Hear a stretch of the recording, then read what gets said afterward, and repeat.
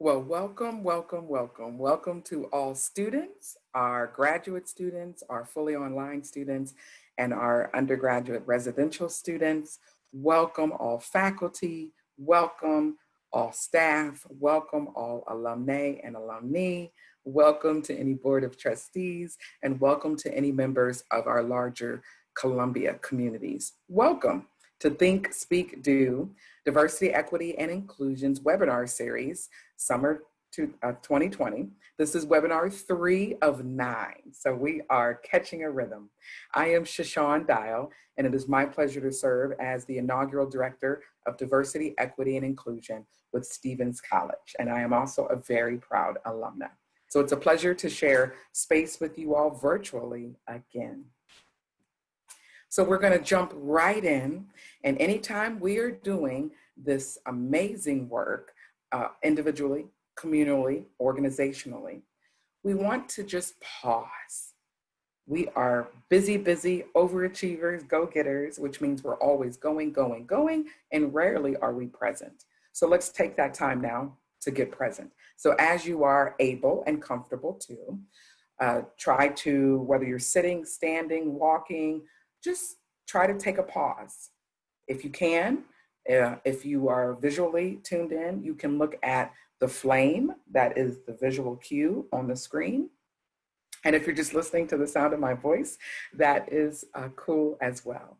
And let's take a moment and center ourselves. If you can, breathe in for a count of 3 and exhale for a count of 3. And you can do that 3 times.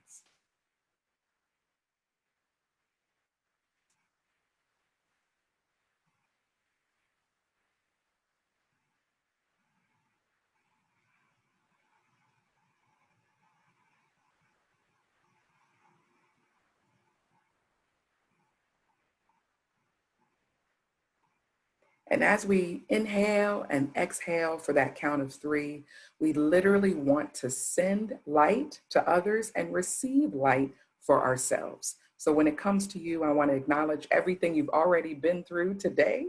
You've probably had a busy day. Could have been of emails and phone calls, putting out a fire. It could have been a lot of thinking work. It could have been a lot of physical moving and physical activity. So we just want to acknowledge you, the miracle that is you, and all that has brought you to this moment.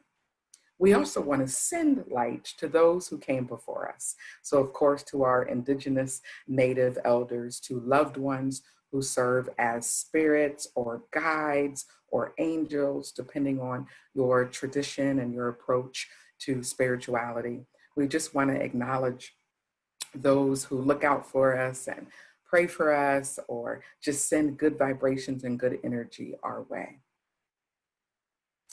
Grounding.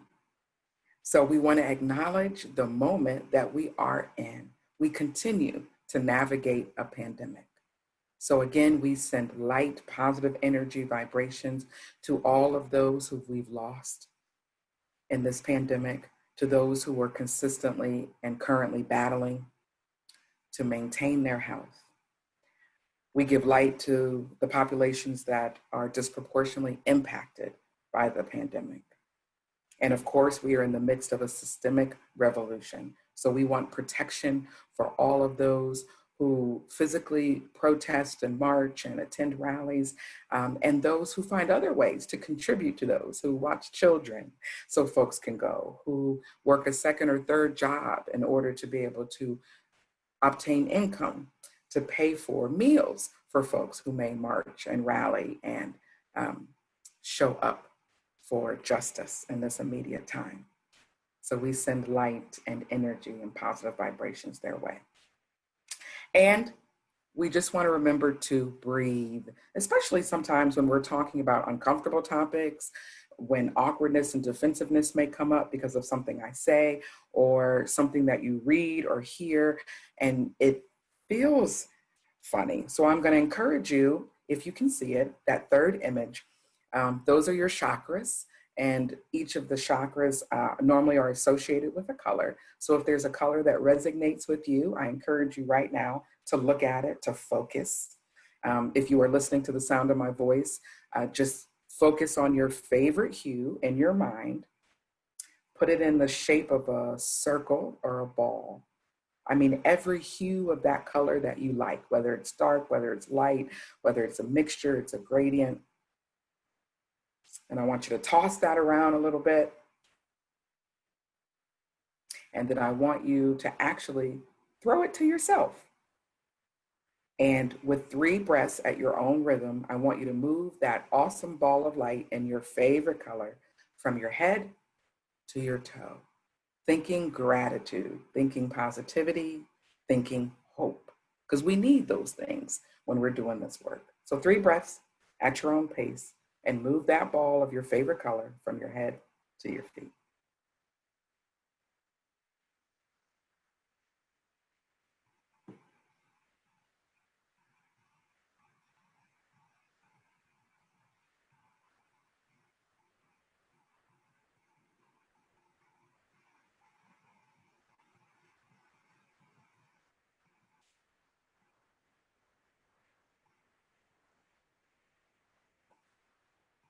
So welcome again to Think, Speak, Do. And we are talking about implicit bias. And so we are going to watch a quick video. It's about 2 minutes and 41 seconds. I have a confession.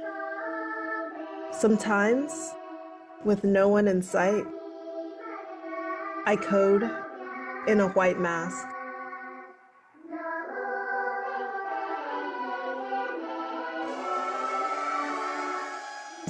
As I make whimsical systems to paint walls with our smiles or project inspirations on faces, I enjoy using code to make my ideas a reality.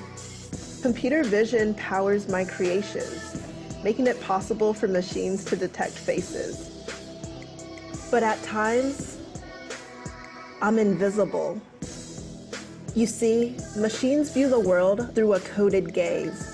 They digest pixels from a camera in dictated ways. Using machine learning, we create training sets with examples that help the machines detect new faces. A lack of diversity in these training sets leads to limited systems that can struggle with faces like mine. To save time, code libraries for facial recognition are shared like off-the-shelf parts. Many computer vision projects share the same code. Any bias in the system propagates widely and implants a coded gaze. The coded gaze reflects the views of whoever creates the systems.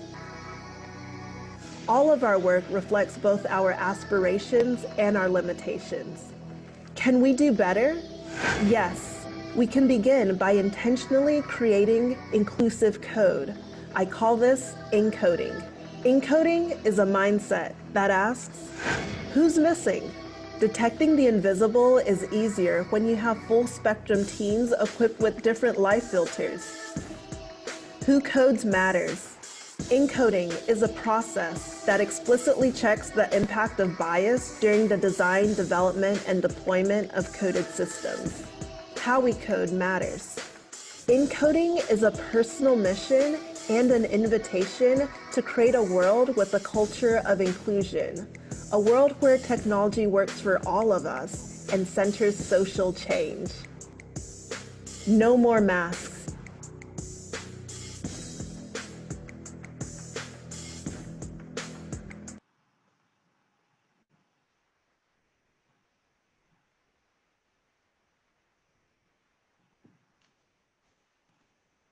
So the coded glaze, and I will be sure to include the link to that so you can watch it again at your own time in the follow-up email.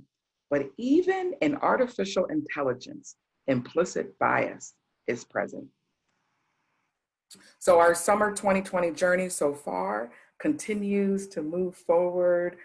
We have covered defining isms in the cage of oppression, cultural humility and cultural competence, and we have many, many more. I am pleased to serve as part of the equity offices. So I want to acknowledge my awesome colleagues, Shannon Walls and Sadie Mayerstrand, for the work that they continue to do with the 3 R's of equity, which are rights, responsibilities, and reporting.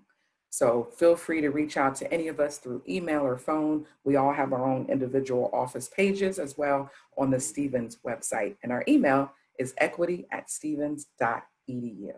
And of course, those are for specific concerns with ADA and Title IX and diversity, equity, and inclusion. Just a reminder that we're talking about systemic racism, right? We're talking about a certain oppression plus the misuse of systemic or institutional power. So systemic racism, it doesn't just rear its ugly head. It doesn't just happen. It is voted on, enacted with policies, and used to disenfranchise. Like the video we just saw, who codes matters, right? So who gets to make the systems and make the laws and make the policies and protocols matters.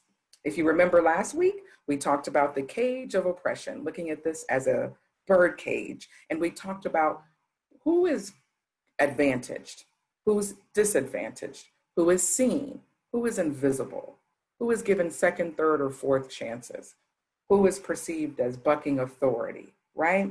And making sure that we know these are embedded in our structures. There is no neutral organization.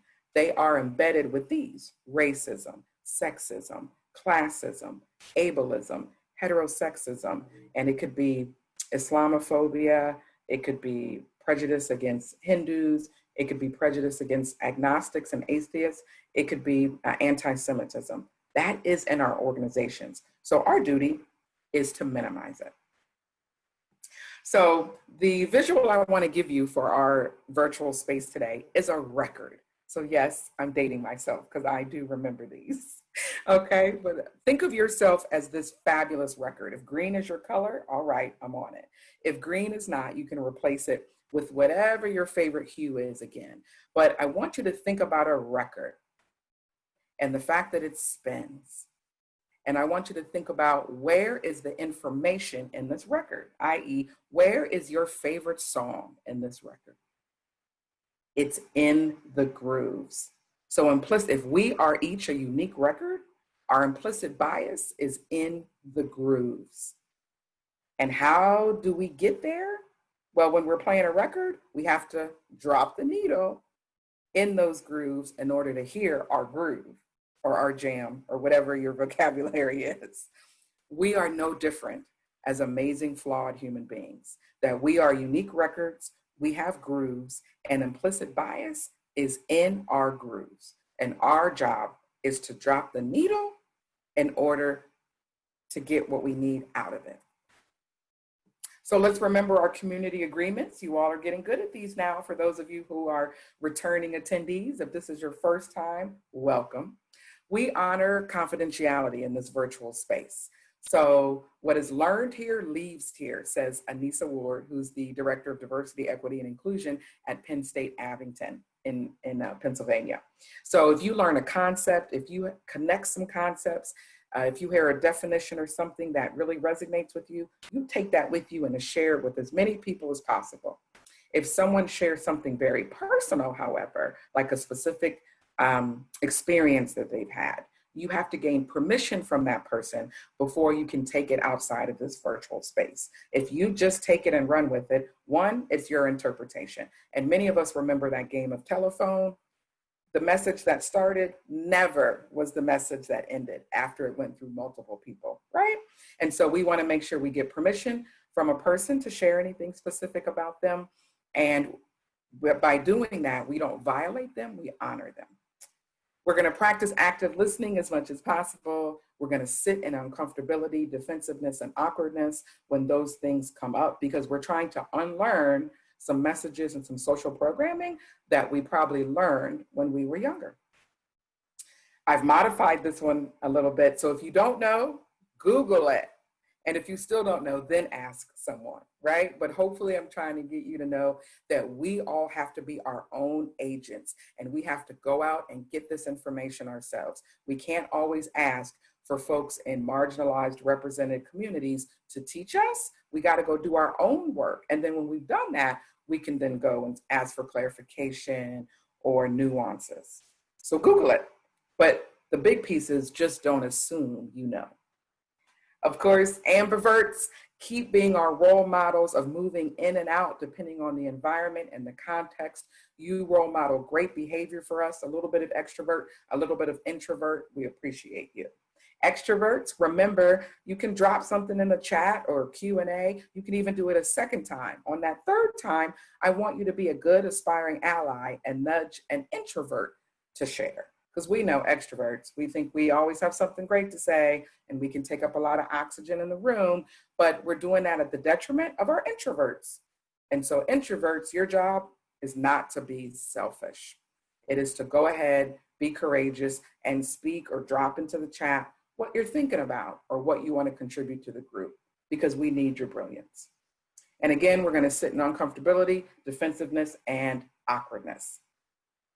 Also review our social justice framework. We cannot do social justice work. We cannot do equity-minded work. We cannot do inclusive work if we don't know our beliefs, right? And each of us normally has a core set of beliefs. Some of you fundamentally believe, like I do, that people are good. That's a fundamental belief in how you approach and see the world. Social justice is no different.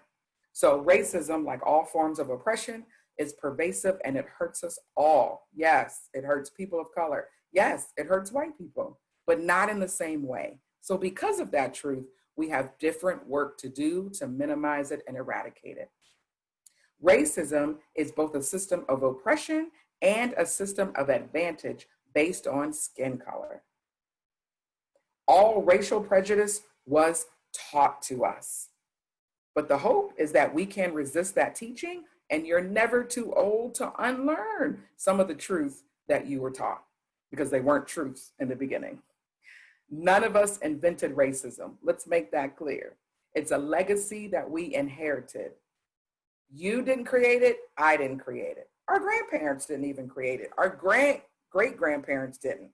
However, we have to accept the responsibility that we are taking up space on this earth right now. And so it's our responsibility to make sure we eradicate it and that we are not playing a role in its continued existence. All prejudice and oppression are interwoven and entangled. Okay, so if you come for those with disabilities, it's not too far off that they're going to come for people of color, and then they're going to come for LGBT folks. So we are stronger united when we realize when one of us is oppressed, all of us are. All of us have had the experience as a target of oppression and experiences of privilege, right? So they're not fixed concepts all the time. So you can be high up on the hierarchy of race, but you might be low on the hierarchy of socioeconomic status. You might be high in the hierarchy of able-bodiedness, but low in the hierarchy of sexual orientation, gender identity, and gender expression. So it is fluid. There is no such thing as passive anti-racism. So if you are self-identified passive-aggressive, you can't do that in this space, in this work. You are either actively working against racism or you are colluding with it, allowing it to continue. Another belief of hope is that individuals, communities, and organizations can and do grow and change. Stephens is no different. This little second oldest women's college in the country, one of 32 left, has gone through a lot of growth and a lot of change, and it will continue to. Our commitment to eliminating racism and all forms of injustice is a lifelong one. You don't get to do one act and then coast on that for 2 weeks and still call yourself an ally. Or you can't have done something last year and still be trying to get the kudos on that last year. It is every single day in all the ways that we can. And difference among humans is not a deficit. It's not a burden. Cultural diversity is a gift. And remember our graphic that we use on and off campus about the three, right? Because a lot of people use it synonymously and we know better. We've increased our awareness. Diversity is those elements that make us up, who we are, our self labels or identities, our sex, our disability, our age, our race, our faith, our sexual orientation, our political ideology, our geography. Did you grow up in the suburbs, in an urban environment, in a rural environment, right? So equality would say we just treat everyone the same. That is where you get those harmful phrases of, I don't see color, or everyone's just a human, which is true, but sometimes that phrase is used to kind of boil everybody down, and we're not in the boiling right now. So equality, unfortunately, it erases differences. It just assumes that there's neutrality, that there's color blindness, and most importantly, it does not acknowledge that our US social institutions were the places of discrimination for individuals and groups. If we move to equity, however, we are accounting for differences. We do see color, we do see difference. We don't treat people poorly because of it, but we absolutely acknowledge it. And we acknowledge that in our US social institutions, many of those individuals and groups were excluded from access, resources, and opportunities. And again, our US social institutions. So everything that we have to live by, our shelter, our food, our clothing, our transportation, our revenue sources, where we keep our money after we earn it, government, medicine, finance, banking, religion, media, education, and of course, legal and/or law enforcement. So everything we need, it was created by and for white people under whose policies and rules people of color had to live. And so that, because we didn't have that, that is the lack of systemic power. So we are doing this work. And this series is just one of many, many ways that we're doing work at Stephens. We're doing it work on our individual levels. We're doing work in our communities. We're doing work as an organization and in many places in our organization.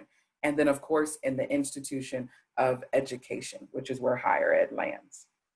It is not if isms and phobias and bias are operating, it is where and to what extent. So we are not in the business of asking if racism is present, if that situation had racism in it. We're just going to acknowledge that it had sexism or heterosexism in it. Now we need to identify where and to what extent so that we can get better. So let's talk about implicit bias, right? I'm going to role model for you. So I took the Harvard Project Implicit test several times. If you go back to 2017, I took it for the first time, and these were some of my results. So my data suggested I have a strong automatic preference for young people compared to old people. I was horrified. Now, I'm pretty much of a crier normally, but I literally wanted to cry. Why? Because I am a self-identified appreciator and lover of old heads. I grew up that little girl who was like the only little girl in the room. I was used to sitting on my parents' laps when they were with their friends and their village, and I was that little girl in the room. So I'm very comfortable with people normally 10 years or more older than me. So I would have told, you could have polled me, I would have made a small bet, because I'm not really a betting person, but I would have made a small bet that I love old heads, I honor our ancestors and our elders, and so therefore I cannot have a bias. The test told me differently. I had a strong, not moderate, not slight, a strong automatic preference for young people. I took a different test from Harvard Project Implicit. And this one said I had a moderate automatic preference for able-bodied people compared to disabled people. What? You couldn't have told me about myself that I wasn't an aspiring ally to my folks with physical, cognitive, linguistic, and behavioral disabilities. I've prided myself on going to diversity forums and attending panels and what? I took a third test.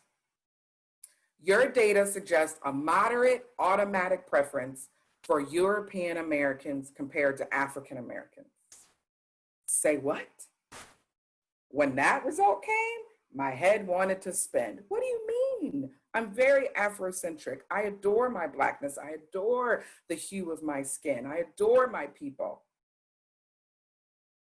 What? This was the result of my test.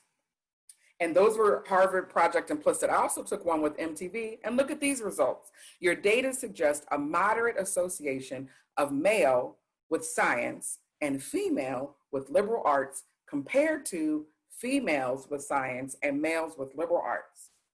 Now, I am a women's college graduate, about as pro-female as they come. And even in the 10 months I've been here, I've been blessed to work with and seen the amazing leadership that we have in our School of Science with Dr. Moffitt.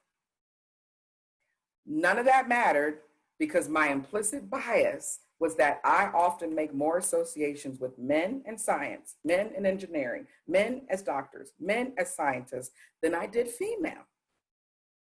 So I share my results in order to help you say it's overdue for you to have your baseline. Now, the beautiful part is the first 3 of those I took in about 2017.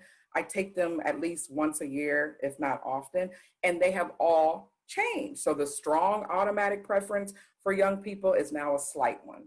My moderate automatic preference for able-bodied people is now slight. My automatic preference for European American is now, it isn't neutralized, but, and how did that happen? Because I had a baseline, I could start to work on it. I could educate myself. I could watch documentaries. I could relearn information that I didn't know before in order to counteract these implicit bias. So if you don't believe my results, right, this is a screenshot from the breakdown when I took these tests, right? And so, well, this is from 2002 to 2015. So the majority of people who will take an implicit bias test about whether you have implicit bias against older people will end up being 60% of that top part. You'll either have a strong or a moderate preference for young people. Look at how small those other percentages are. My father, retired Colonel Dr. Cortez Dial, always says the movable middle. He says the extremes are the extremes, right? So if that's 20% extreme, 20% extreme, then you should focus your attention on the 60% in the middle. So look at that. What about the outcome? Most individuals who take the Project Implicit Harvard test, when they're talking about able-bodied people, right? Again, almost, the majority of folks end up having an automatic preference, a strong automatic preference, or a moderate automatic preference for able-bodied people compared to disabled people. Again, the movable middle, that's the majority. And when it comes to race, slightly lower, but not that much. The majority of folks who take the implicit bias test have a strong automatic preference for European American as compared to African American, or a moderate automatic preference. So again, hopefully this takes a little bit of the fear that if it's always been on your to-do list, but you haven't prioritized taking one or a couple of these tests, I want you to commit to do that this week. You don't have to share your results, but you need to have a baseline, because most often, as we'll talk about, your implicit bias is counter to whatever you actually self-identify or believe. Remember, I told you, I loved the old head. I was in my 20s and I was always associating socially with folks in their 40s, 50s, 60s. So you couldn't have told me, but yet my implicit bias test told me differently. And why is that? Because the bulk of images, of messages that I received from our social institutions taught me that young was better than old.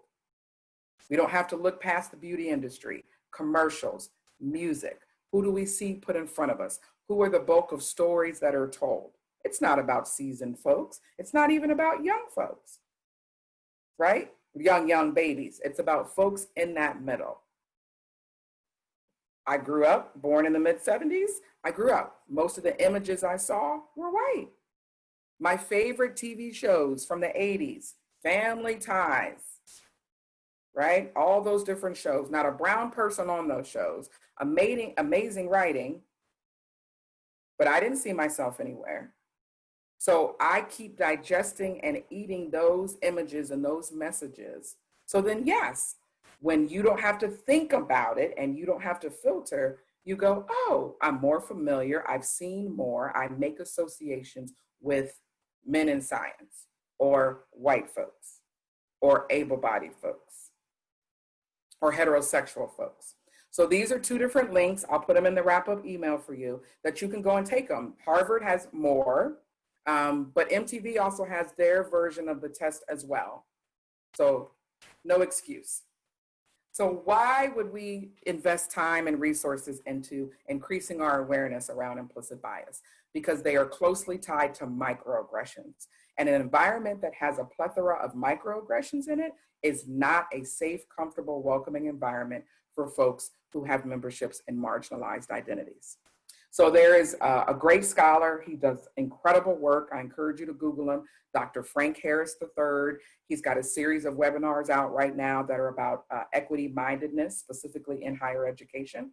He talks about racial microaggressions are more prevalent when we've activated implicit bias or implicit assumptions. And there's 3 conditions that increase the likelihood of implicit bias to be present. The first one, high stress. So when you are heightened emotionally, you tend to draw on your implicit bias and your implicit assumptions, and then you probably speak microaggressions. Second condition, incomplete information. So you only get part of it. You don't really ask follow-up questions or do any research about it. So again, we fall back. The default is implicit bias and implicit assumptions, and then we just make it up in our head. The third condition is limited time or constraints. So the classic example, that happens, unfortunately, to my men of color, specifically Black and brown men and the darker hued men, is that they get on an elevator and someone clutches their purse or their wallet. Well, what is going on? So the implicit bias there could be heightened emotional stress. The person who clutched, their wallet, their purse, their man purse, felt stress, whether that was danger, whether that was fear, whatever it could have been. They also had incomplete information. At that point, they don't know what floor this person is or isn't going to get off on. They may be the only ones in the elevator. Limited time and constraints. Again, if something goes wrong, can I call for help? Can I not? So it activates implicit bias. Plus, what are the messages that that person has received around men of color their entire life? Right? We've seen them as the bad guys, or we've seen them as physical threats. We've seen them as physically strong and aggressive through our messages like media and or religion. So microaggressions and implicit bias have a tie. So where is this stuff showing up? Because you could say, yeah, Shaashawn, whatever. So, we have to start with something that is focused on women. As late as 1970, the top 5 orchestras in the US had fewer than 5% women. It wasn't until 1980 that any of these top orchestras had 10% female musicians. By 1997, they were up to about 25%, and today some are into the 30s. In the 1970s and 80s, orchestras began using blind auditions. So candidates are situated on a stage behind a screen to play for a jury that cannot see them. So why would I use this example? The implicit bias, right, is that when the jury, which was often men, were viewing these musicians, the women are right in front of them playing their instrument. For some reason, they weren't good enough. They weren't a fit for the organization. But when you did blind auditions, right, and we took away the ability to let those implicit bias and assumptions come up, the numbers went up. Now, we all know women are just as good at musicians as men. But sexism, right, that's embedded in all our US social institutions has negatively impacted what we see women as being able to do. Now, when I've done this before in facilitations, there's normally a female musician in the audience, and they have layered or complicated this for me. And many of them have said, yeah, I'm familiar with that. And then they'll say, but after a while, we had to go and tell each other, don't wear heels to the audition. Because most musicians keep time with their feet, right? And so you could hear if there was a heel on whatever surface the floor was. So I took that as to say, even when we put tools in place to help us get past ourselves, we're still going to have to update the tool because the isms are so embedded and so strong. We have to give equal or more intentionality to trying to minimize them than the operation of them. When YouTube launched the video upload feature for their app, 5 to 10% of the videos were uploaded upside down. And Google developers were baffled. Could such a large percentage of users be shooting their videos incorrectly? Incorrectly, for my language people, was the key word. Google engineers had inadvertently designed the app for right-handed users. They never considered the fact that phones are usually rotated 180 degrees when held in a user's left hand. With the help of unconscious bias, Google had created an app that worked best for right-handed users and never addressed the possibility of a left-hand user. When I learned that, I was floored. So for me, again, a couple things, couple gifts that I learned that I'm passing on to you was there was no malice or negativity in that. Do we think people were sitting in a room and was like, we're only going to do an app for right-handed people? No, we are beyond maliciousness, right? We are talking about each of us being a record. What is inside the grooves? Inside the grooves, the majority of folks are right-handed and they think right-handed. So if there was no one right-handed on that team, or no one who was left-handed on that team, or if the prototype of the app wasn't circulated intentionally through a very, very diverse group of people, which should have had a left-handed person in it, they would have caught it, but they didn't. And that's what happens so much with implicit bias, right? It is the majority who get to work on a project or who get to create a system or write a policy, and we don't think about those who have other identities. A couple more of where implicit bias shows up currently. Several studies found that sending emails with stereotypical Black names in response to apartment rental ads on Craigslist elicited fewer responses than sending ones with white-sounding names. A regularly repeated study by the Federal Department of Housing and Urban Development sent African Americans and whites to look at apartments and found that African Americans were shown fewer apartments to rent and houses for sale. Why is that?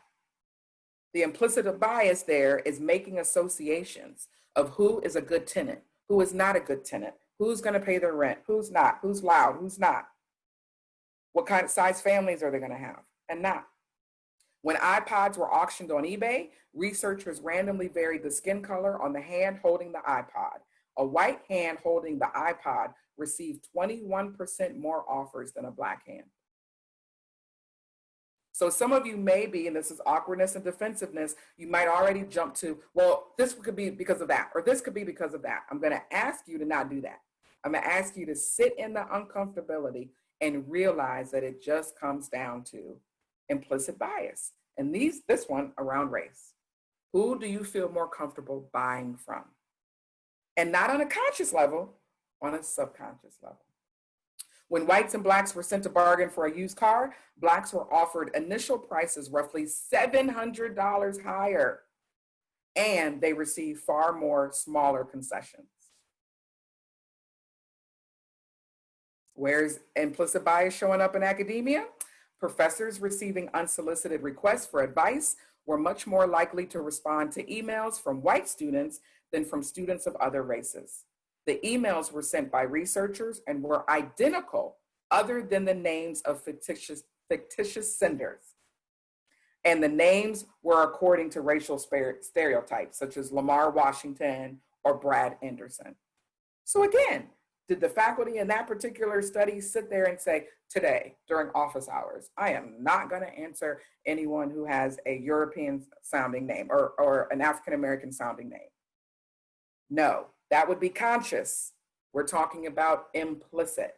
When we're moving and grooving and checking hundreds of emails a day and we're moving between a project and meetings, whom do you prioritize to answer? Another one, on a college campus where one cannot easily separate one's job from one's home, because this is a learning, living, working environment, unconscious bias often affects which students are reported for harassment, right? So this is common amongst industry, and it goes across all. So far, you've had examples from retail, from entertainment, from academia. Let's keep going. What about government? White state legislators were found to be less likely to respond to constituents with African American names.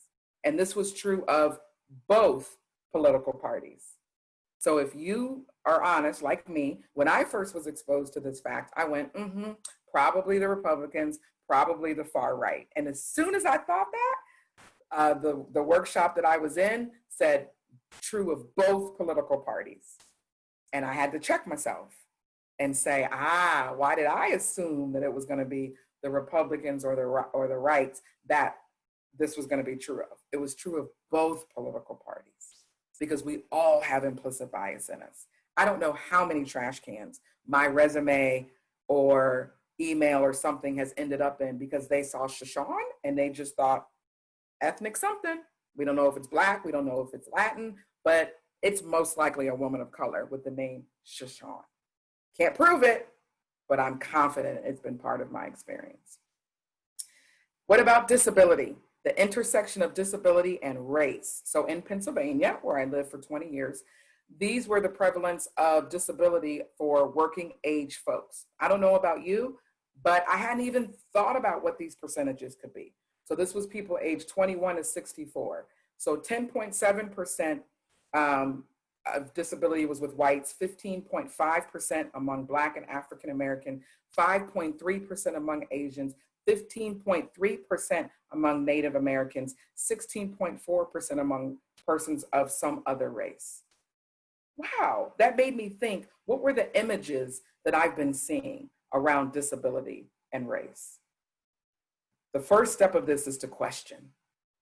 And what about science, medical? In 2012, there was a study used identical case vignettes to examine how pediatricians' implicit racial attitudes affect treatment recommendations for 4 common pediatric conditions. The results indicated that as pediatricians' pro-white implicit bias increased, they were more likely to prescribe painkillers for vignette patients who were white as opposed to Black. This is just one example of how understanding implicit racial bias may help explain the differential in healthcare treatment, even for young ones. Because deep inside of us, whose lives do we value? Whose quality of life do we value? So implicit bias equals inequitable outcomes and disparities. Why? Because they're based on quick assumptions. They're based on quick and consistent and frequent associations. They're also defaults. People don't really have any information. They haven't had personal relationship with an individual or a community. They've only had negative experiences. So what can we do? What can you do? The first one is drop the needle on your record. So you can take those tests, whether it's Project Harvard, Implicit, it's the MTV ones. And once you do that, it is okay. Have a moment, breathe deeply, drink a whole container of water, do whatever you need to do to just make peace with that truth for the moment, because it's not fixed. The results of those tests don't mean now for the next 10, 20 years, you have to carry around a moderate or an automatic or a slight preference towards or against someone. You can change it, but you can't change anything you don't acknowledge. If you don't think it, speak it, do it, it's gonna stay the same. So my tip for always is show up and shut up to places you are the small in number. That is how you start to make relationships. That is how you are a witness. That is how you have an experience, and then you take that home with you and you think about that experience. Something else you can do is nominate underrepresented and marginalized groups for public recognition. So we have a phenomenal alum named Mallory Donahue, who serves as the director of Orr Street Studios. And I had the pleasure of going through a couple sessions of the Inclusive Impact Institute Inclusive Excellence cohort. And Mallory and I sat right next to each other, and she's like, I want to do something for Orr Street. And this is what she has done. So I'll put this link in the follow-up email, but they have started a Black Artist in Residence program. So they're going to give studio space at Orr Street to 3 artists. They have to apply. There's going to be a quick, I think, face-to-face interview. They want to see the individual's portfolio of work. So what you can do, because they're carving out this space for underrepresented, marginalized artists, is think about who's in your sphere, and you send this link to them. And you don't just send it, you even follow up, or you call and say, I believe in you. I've seen your work. You're amazing. Because for so many marginalized and underrepresented people, right, the doubt or the lack of seeing themselves is heavier than their own thought about their ability. And so you got to give that extra push, that extra mile, that yes, I saw this and thought about you immediately, XYZ artist. I think you should go for it. So that's something that we all can do today, tomorrow. So here's a set of questions I want you to start thinking about with implicit bias, because many of you sat through workshops before, and even when I was putting this together, how can this one be different? So I'm going to ask you questions. You don't have to answer them to me, but it's about the relationship with you and yourself. Whose stories are selected and told? And what can you do about that to make sure that it's broadened, that it's wider stories, that it's stories owned and for that particular group, right? So many of the stories that I have seen are white folks' version of that group, instead of that group owning their own narrative and telling it. What is one of the things you can do at Stephens? Highlight alums of color. You do the work. Reach out to an alum of color that you know. Ask them for half an hour. Ask them to send you their most current bio, so that you can then share that information with our marketing department and our institutional advancement department and diversity, equity, and inclusion department, right? So that we can get more folks highlighted and featured on the Stephens LinkedIn page and in future publications and on our websites. Whose post do you respond to on the discussion board? Now, many of you are going to say, oh, I'm an equal opportunity responder or poster. You're not being real with yourself. There's a study that was released not too long ago that showed for coeducational environments that professors tend to respond to white males' discussion board posts than females or people of color. We don't know until we think about these things. Who is called on in class? Who is called in for office hours? Who's called in to stay after class? Who do we just decide, I'll just pop an email versus face-to-face? Do we even pause to think, what's that person's learning style or preference?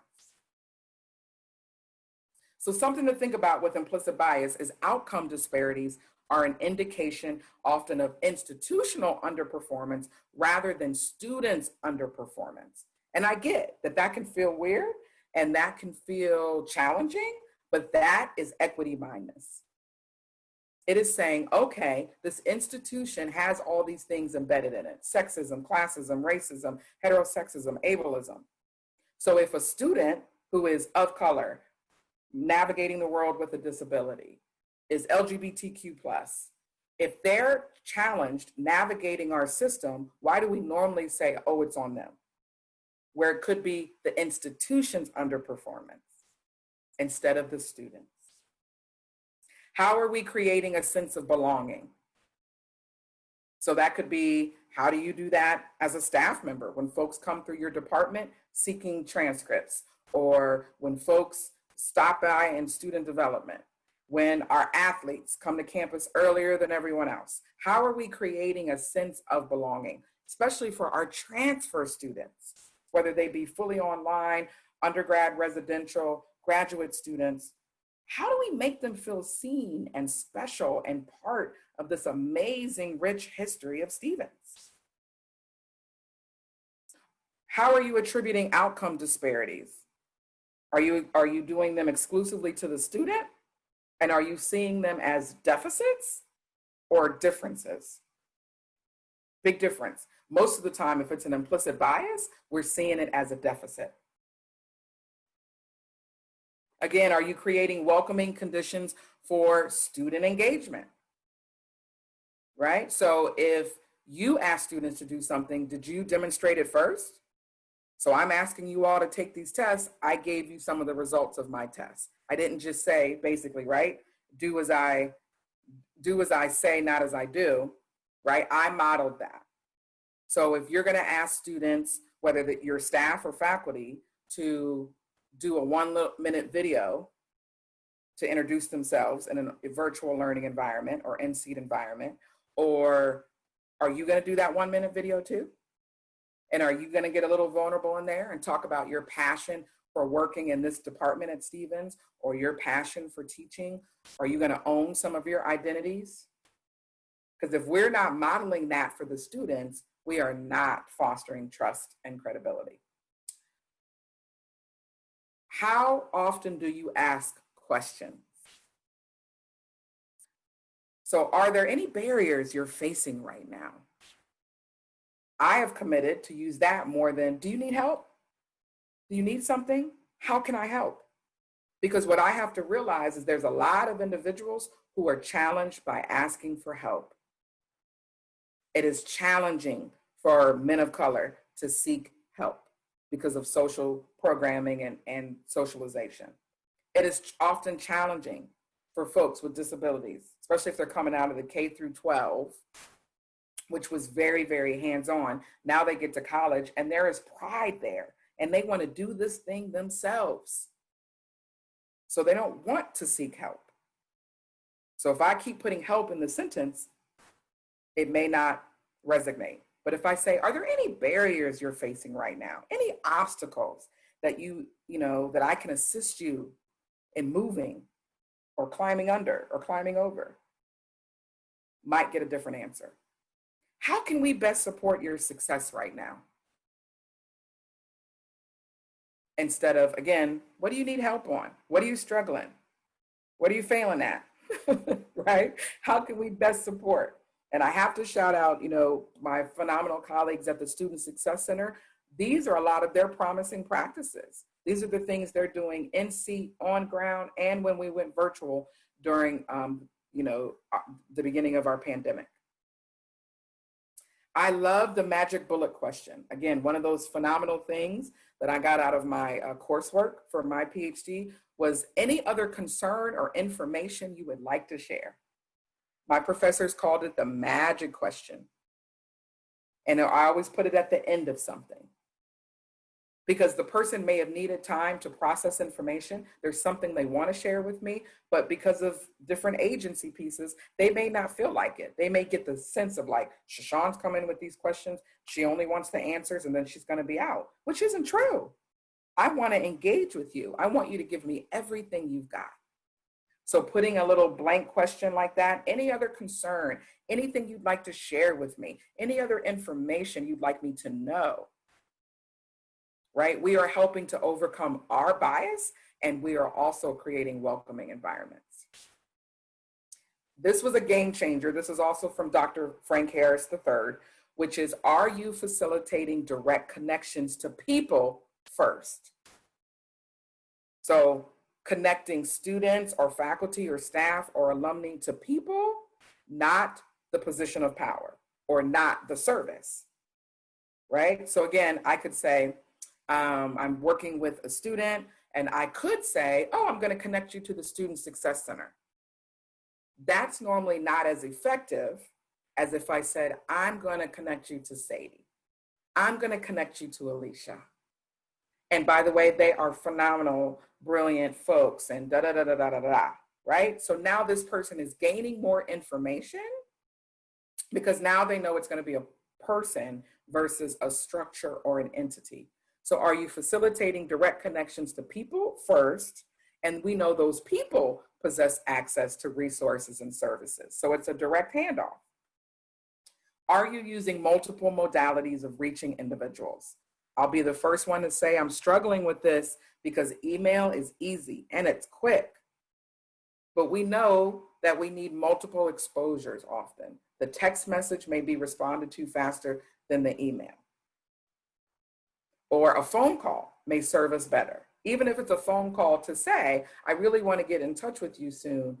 Can we schedule a time? Or please check your email. I sent a really important email and I leave a voice message. So how many multiple modalities are we reaching? And one, this is important because we want multiple exposures, but let's even back up. Not everybody has all these things. And we know that the digital divide was real before COVID, and it's just only been exacerbated. So we think everyone has cell phones, but everybody, it could be temporarily off. It could be a shared plan. We don't know. And how are you relationship building? So again, how are you creating trust? How are you creating respect? How are you demonstrating mutual authentic care? Now that's just not fuzzy, warm feeling language.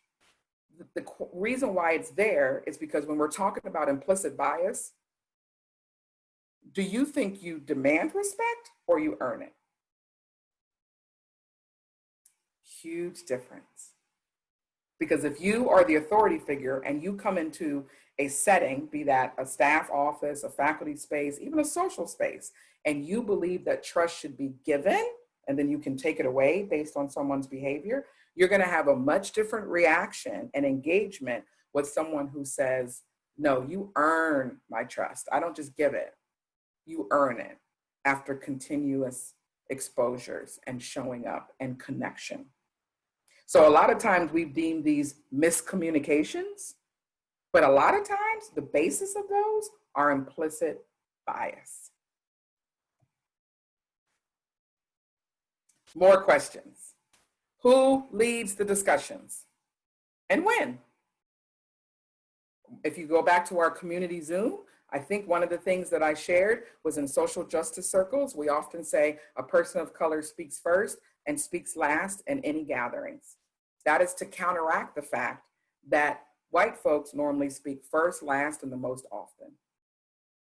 Okay, so again, creating experiences that challenge our associations. Who's at the table? Who's told something later? Like, well, we're gonna meet, and then we'll tell so-and-so later. Is it possible for so-and-so to be invited to that initial meeting so that they're there and they can get that information firsthand and don't have to have the lens of interpretation? Who is talking when the discussion is shut down? So we are going into a presidential election, people, in the fall. We all are too aware of that. So something to think about ahead of time is, as staff, as faculty, as alums, as students, what are our rights, responsibilities when it comes to political ideology?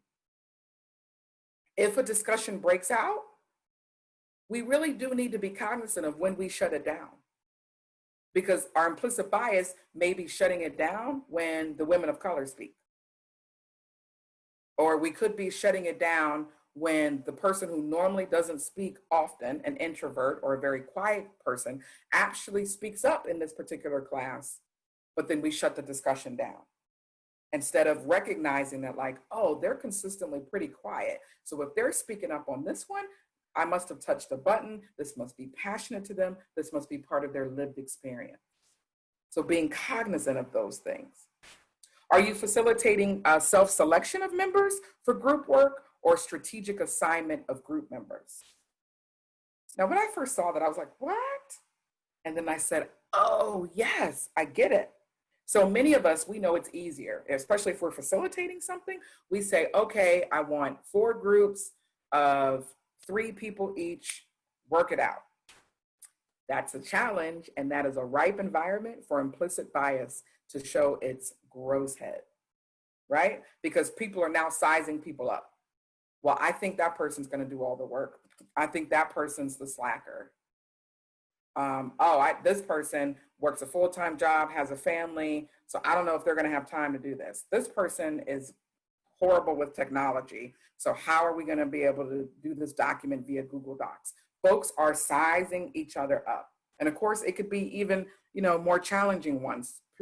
purely based on race, on language ability.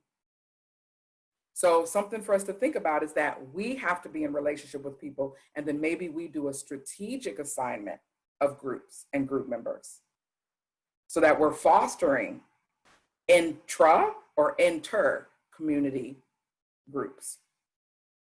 Thought this was important to put in there. COVID-19 has exacerbated and intensified disparities and insecurities. It did not create them. So we cannot allow that myth to come out of our mouths. Structural US institutions, structural isms impacted access, opportunities, and success pre-COVID. So the digital divide was real pre-COVID. But now, given virtual environments, we need to be doing our work to make sure that every student is equipped with what they need to engage in learning virtually. More questions to locate your biases. Who makes the rules? How often are those rules evaluated? How often are they modified? Again, we talked about that one. Are you using models and theories and writings by people of color, by those with disabilities, by those who've served our country in the Air Force, Marines, Army, Coast Guard, reservists? How are you incorporating diversity into curriculum? So as a queer identified woman, I don't remember in school ever hearing a math problem that talked about a family with two dads or a family with two moms. I don't remember ever hearing anything that was a case scenario that said, oh, this foster family or this adoptive family. But those are our experiences and our colleagues' lived experiences. We know cognitively that we've got folks who are involved in foster families and who foster. We know we have blended families. We have STEP. We have all kinds. But where do those individuals get to see their experiences and see their lives in formal settings? And of course, names is always a great place to do that. Thinking about gender identity, gender expression. Are you, us, staff and faculty, assuming that students know how and where to ask for help and support? So again, that implicit bias that we may know something, or we're just going to assume that they have. And what assumptions do we possess about different groups having different intellectual abilities and or ambitions? I know that's a tough one. You got to be you in the mirror, and you have to really think about what are the messages I have received about different groups. The one non-academic is the classic, right? Why do all the Black kids sit together in the cafeteria? Right? Where the true, better, accurately framed question could have been, why do all the white kids sit together? Right? My entire professional career, I can't tell you how many times I have had leadership or supervisors, not here, but leadership or supervisors, when the handful of whatever people of color got in one physical location, literally a colleague, a leadership person will walk by and be like, oh, what's this, a Black Panther party? Oh, what are you all talking about? What are you doing? That's their implicit bias, that they have associations with gatherings, or whether they, I guess, 3 or more of people of color means we're up to something, right? Where we could have been talking about a project, we could have been talking about ordering lunch, we could have been talking about our families. But that implicit bias is the nasty yuckity yuck in our grooves. What assumptions do you possess about accents?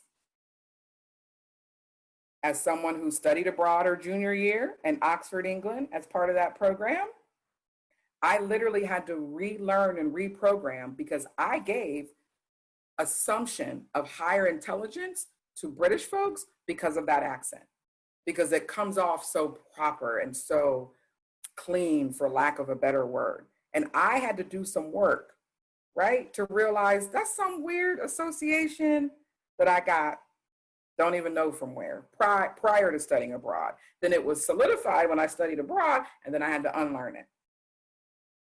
Do we think all accents meant a person speaks that particular language? Or do we say, oh, well, then English must be their second language? What assumptions do we possess about learning styles based on group membership?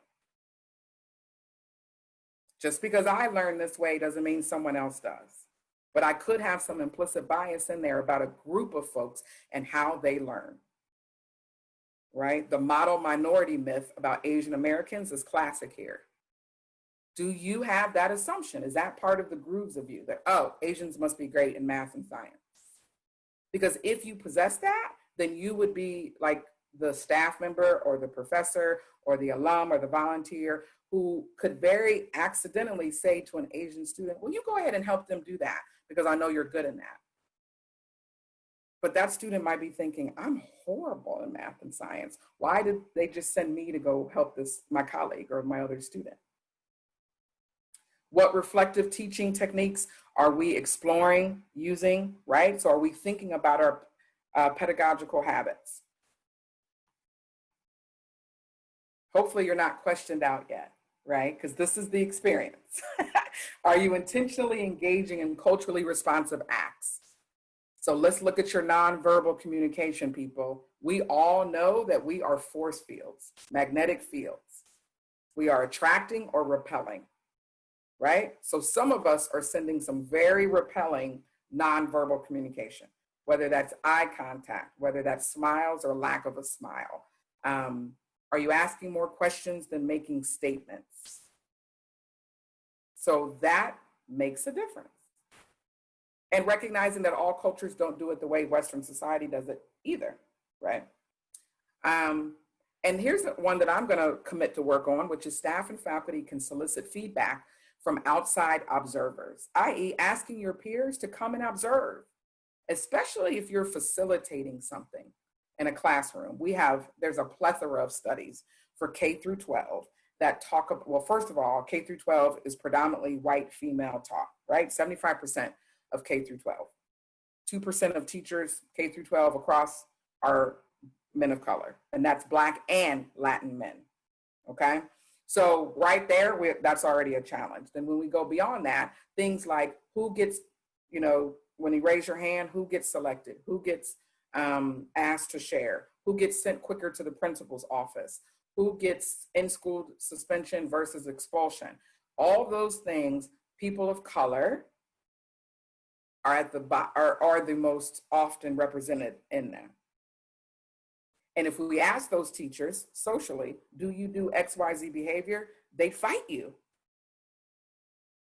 But if they took some implicit tests or were observed from a peer, so a brave space, they may be able to see something that they didn't know that they were doing. So overall, we want to reject ambiguity, vagueness, and uncertainty because they are friends with bias. What are other things we can do? Select media with a different lens from yours. We can commit to ongoing facilitated discussions like we're doing now via teams, via department, via the full organization. For other organizations, because Stephens is doing this work, broaden the experiences of diversity, multiculturalism, equity, inclusion beyond just the EEO compliance. I know a bunch of you, like me, have sat through the once a year annual DEI training. That is not helping us drop the needle on our implicit bias, right? We need training on that every term because we have different speakers with different lived experiences and different niches who can talk about it in different ways to help us drop the needle. So just 1 year annual anything normally doesn't really help us. We are excited that we have a director of human resources coming on board. He starts August 3rd. And so some of the work that we're all going to partner on him with, right? Because it isn't just on his shoulders. He has the expertise to facilitate it and lead it, but it's all of our responsibilities, is recruitment, selection, and hiring. And that can be of students, of staff, and of faculty. So some of the industry promising practices, the same interview questions for each applicant in each round with very minimal, if any, follow-ups. Nope, we try to do that, right? Because the social ties, the familiarity can come, the comfortability can come if we do a bunch of follow-ups. But if we did 10 questions and every candidate got those same 10 questions, no follow-up, now we can start to have discussions, right, about who moves on to the next round. Taking names off the resumes, again, ethnicity, nationality, and race. Take addresses off of resumes, socioeconomic status. If I gave you some zip codes right now, all around the country, you'd probably be able to have an idea of where that is. Is that north side, south side? Is that a very affluent and wealthy part of the city or not? Some people say take schools off of resumes. This one's still heavily debated, right? But we all know, most of us can name at least a handful of schools that are considered the Ivies.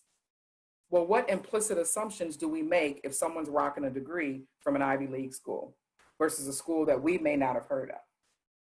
What about the historically Black, HBCUs? Many people in the majority or of the advantage may not be familiar with that. Those are phenomenal schools. So there's still debate about that. Taking year of graduation off of resumes, again, debate about that too, but that speaks to ageism, right? Most of us unconsciously will do some math. We could see like a high school graduation date. Then if we see something 3 to 5 years later, we think they probably went straight through to undergrad. If we were to see a master's that's 2 years after that, we know they went straight through. If we see a 5 or 10 year gap, what's the assumption most of us make? They may have left to start a family, or, oh, maybe they ran a business, right? We start making assumptions with incomplete information, which means we're going to draw from our implicit bias. And another promising practice is you got to justify why someone is being rejected. So we cannot have in our vocabulary things like they weren't a fit for Stephens, or I just don't think that they're a fit, because then we're trying to hire a person who looks like the person who just left. The challenge with that is the person who has the best characteristics and the best skill sets for that position may not look at all like the person who was in front before them. So again, moving through. Performance evaluation and or teamwork. So this is for staff and faculty. In team or group work, rate each person individually, not a joint outcome. Or you do blend the two. So you do individual grades and a joint outcome. But most folks say stay away from the joint outcome because, again, there's too much stuff in it. The slacker gets to ride, the overachiever did all the work. But if you actually do individual ones, now the truth can come out a little more of who did contribute and what did they contribute. There's promising practices about using counseling and communication techniques, so mirroring things back, also asking more questions than statements, and not putting the pressure on the targeted devalued group, but on the advantaged and the disadvantaged group, right? So again, this is similar that if someone voices a concern, a lot of us tend to be like, oh, well, we want you to be part of the solution. Come be on this committee with me. Come do this work. That's actually putting more work on the person who's already trying to just navigate the system, right? So that could be something where we could offer it, but if they decline, we can't be upset.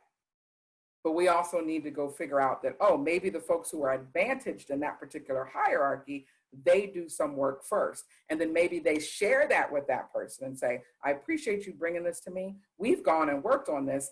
We would love your eyes or your input on it. So they got closure in the communication loop, but the pressure wasn't put on them to do the work.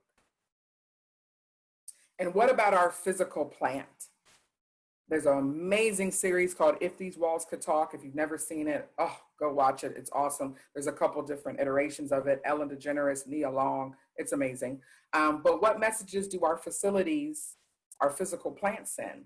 And that can be everything from websites, photos, brochures, our TV commercials. It can be our PowerPoints, right? Not just do we have, male, female, non-binary folks, but do we have different gender expressions? Do we have feminine, masculine, androgynous? Do we have different body types? Do we have thin? Do we have full-figured? Colorism. Do we have different hues? If you've picked images of people of color, but they're all light-skinned, we're sending a message. And that confirms an implicit bias that the closer you are to white in beauty standards, the better looking you are. So now we've excluded anyone, who has more melanin in their skin. So what about colorism? Are your images varied? Do you have anyone rocking a hijab in your pictures? What about the artwork in our buildings? Right? Does it show different people, different groups of people? Does it show athletes? Does it show scholars? Does it show researchers? And then what about naming opportunities, right? Are our rooms and our buildings, certain plants? I think it was Google, I think I read that like all their buildings were named after men. Go figure, right? Well, why is that? Well, historically, they've had more access, opportunities, resources to money. And so they can meet that threshold to write that big check to get their name on the building. I think I read somewhere too that Google has a database and folks can put special holidays in it. And when they looked at, or like people of interest, and when they looked at it, it was all men. So it was like all these scientists and inventors and everything, no women were put in it. What? That's crazy. So remember strong and weak ties, right? So strong ties often are smaller in number. So we have fewer ties, but they're super, super, super deep. But that can impact your access to information and experiences. Unlike weak ties, so you know a lot of people, you have a lot of friends, acquaintances, associates, but their perception of you could be you're an outsider, you're on the edge, or you're on the fringe. So it's not being right or wrong, it's just recognizing that, that this can be a phenomenon. How does that show up at Stephens? That could be, in geography, rural versus urban. It could be different socioeconomic statuses. Another tip is to require cross-employee and departmental communication, right? So those of you who have team meetings, how often do you invite someone from a different team or a different department to come into your meeting for 15 minutes and, tell us one or two things about themselves, tell us about what they do, and then how we can increase our partner or our collaboration. I did this when I was at another institution in higher ed, and literally it took me to do it 3 times. So 3 different meetings where I invited a colleague from a different department. We had a set of questions because obviously I'm real mushy, so I like icebreakers and all that. And then I had colleagues saying, well, why didn't I get invited to your meeting? I want to come. It only took 3 meetings for the word to spread through the grapevine that we were doing this. So it's a little dance, but it says, I'm starting over, a new pattern of thoughts, a new wave of emotions, a new connection to the world, a new belief system in myself. We cannot make progress if we don't already have a baseline, if we can't begin to somehow identify our implicit biases, right? So if you didn't notice, I didn't start with the definition on purpose. We needed to shake this experience up. It's the 3rd time, 4th really, that I get to share space with you. So I took you through the tips first and then definition instead of the definition and the tips. Sometimes it's subtle, but sometimes that's all we need. So just in case you needed to know the definition, there's a couple there. My favorite one is the second one. It's a coupling of associations of individuals and groups with feelings, often stereotypes, right? Feeling stereotypes, and attitudes, which is prejudice, about individuals and groups. Okay, they develop over the course of our life. They are direct and indirect messages. So don't get it twisted. Some of it you digested. Someone spoke some ill stuff to you that was sexism and racism and classism and homophobia and Islamophobia, and you digested it and it's there, living there. Other ones, it's more indirect. Who did you see? Who didn't you see? Who do you have actual relationship with and who you don't?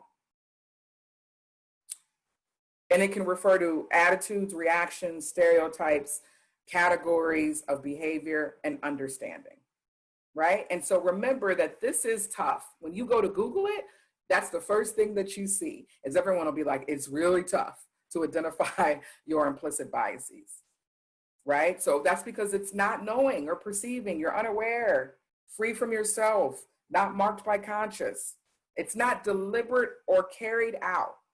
So one of the best things you can do today is commit that you will not elevate the extremists, right? You will not say that racism is just, the KKK and some other group over here. That when we're talking about, it's that 60% often in the middle, the movable middle. Again, we're not normally aware of it. It exists in our minds. And so this is why it's a lifelong journey. Whew, that's a lot. Because each of us comes with this. We come with an age, we come with a race, we come with a gender, we come with a physical ability, we come with nationality, sexual orientation, gender identity expression, veteran status, ethnicity, developmental ability, faith or no faith, socioeconomic status, something we were assigned, a sex we were assigned at birth. All of this. You cannot have grown up in the globe. You could not have grown up in the United States and escaped all of this. You have implicit bias. And so again, we all possess them. Not one of us is impartial. Our bias can be subtle, which is a lot of small decisions, but then that adds up to a really big impact. And then if you couple that with actual discrimination through our US social institutions, now we have the disparities. Okay, and that's what it talks about. So implicit bias in conjunction with the isms, that creates the obstacles. That makes it difficult for individuals and groups of people to create, build, and pass on wealth and health. When you admit that you're part of the problem, you can choose to be part of the solution. And often, as I shared with you earlier, our implicit biases we possess are often not in alignment with our claimed beliefs. Remember, I'm a lover of old heads, but yet I had a strong preference for young people over old people. Okay, it's not about bad or good people. It's about people being aware of their lenses. So what you think to be true in your head may not be how it's coming out in practice. We all have these stereotypes. So I love this image. I'm right. I know I'm right. I'm really, really sure I'm right. I'm really sure, really sure I'm right. Well, I'm pretty sure anyway. The journey of implicit bias, right? And last but not least, where did they come from, right? The oversimplified origins is that it's from hunter and gatherer instincts. Very quickly, we had to figure out friend or foe, danger or friendly. So we had to put people in categories very quickly. There's a Harvard study that asks you, what do we all size each other up with within seconds of meeting someone new? It's normally race, age, and gender. We just do it. And so if you don't fit neatly in that category, now what do? We fall back on implicit bias. So when that starts to happen, that's when we have to either ask more questions or mirror good behavior or a plethora of things, right? And again, this is explicit and implicit images and messages over and over and over again. These are schemas. This is stuff our blood families told us, our families of choice. It's what was expected and thrown upon us in various social roles. It's what we've learned and heard from our peers, from our communities, from rubrics, those of you who love rubrics. I started with the coded gaze video to show us that even in artificial intelligence, which arguably is the closest to a neutral environment, it's not neutral because humans touch it and we have bias. So the coders, if they're all white coders and their faces are the recognition software, then all the hues of color are not detected. So if that's true in artificial intelligence, then us at our fabulous liberal arts college got work to do. So I'll send these to you in the wrap-up email, but there's another film that was at Sundance earlier this year called Coded Bias, which is a longer film. And then also there's a really good video called Unwrapping Concepts about implicit bias that talks about that. Shout out to Gina Schultes, our Vice President for Institutional Advancement, who shared a great link that I'll put in the wrap-up email. National Association for Media Literacy Education Resource has a page on race, equity, and social justice. Shout out to Dr. Monica McMurray, who sent a phenomenal 2 resources, like an article and a video that you can watch regarding the fashion industry, current, about systemic racism. And again, shout out to our alumna, Mallory Donahue over there at Orr Street Studios, and their effort to do a Black Artist in Residency program. So nominate somebody today. Don't forget about the Heart of Missouri United Way Equity Challenge. It unrolls today, so you can still go click on the link and sign up for it. I'm doing it. Many other colleagues are doing it, so it'll give us more to talk about. You've got the self-guided University of Missouri's Inclusive Diversity Equity Department's Race and Racism self-guided curriculum. Still have that. We have the Nikki Magruder Inclusive Impact Institute State of Inclusivity Conference coming up. It's going to be virtual, so you can sign up for that. And if you love to mess with data, you can go to the Boone Indicators Dashboard, which is a partnership between Columbia and Boone County Health Department and Human Services. And then you can look at what is poverty according to race in Boone and in the city of Columbia, right? Who uses public transportation? You can divide that by race and go through and look at it.